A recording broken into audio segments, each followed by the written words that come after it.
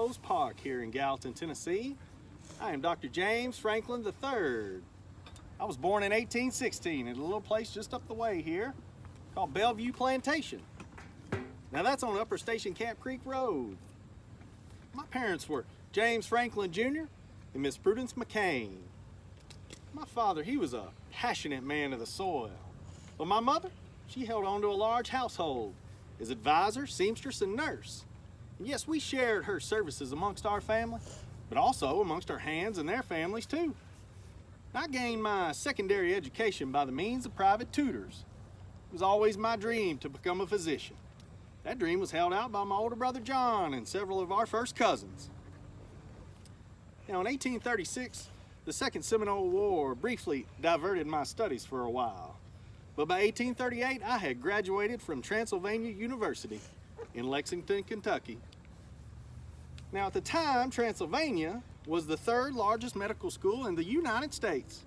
And in fact, Transylvania is the oldest college west of the Allegheny Mountains.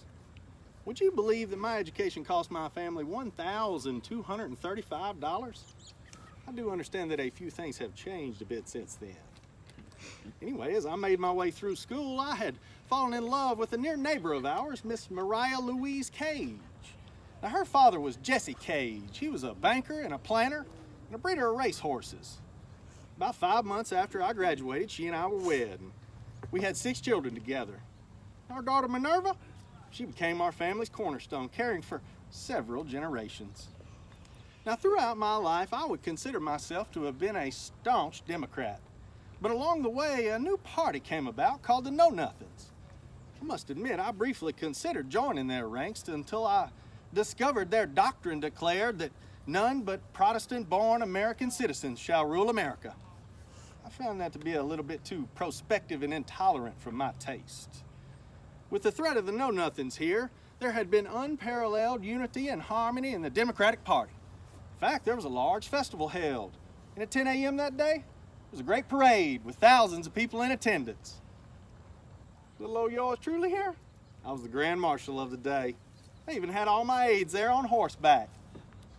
Well, the Sumner Democrats closed the year 1855 in high spirits, though our native son, Andrew Jackson Donaldson, had been nominated for vice president on the Fillmore ticket, for the Know Nothing Party, in fact. Now, I was absolutely involved with politics in my life, but my true passion was always medicine. You know, when I was in college, we used to experiment on cadavers.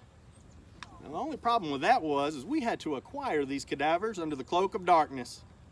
We would entertain these, shall I say, underpaid grave diggers, you know what I mean? To help us acquire these corpses.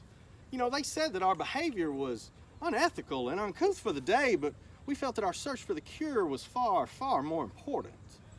Anyway, I lived a long life. I lived a full life. In fact, I lived to be 80 years old. That's when I came to rest, right here in 1896.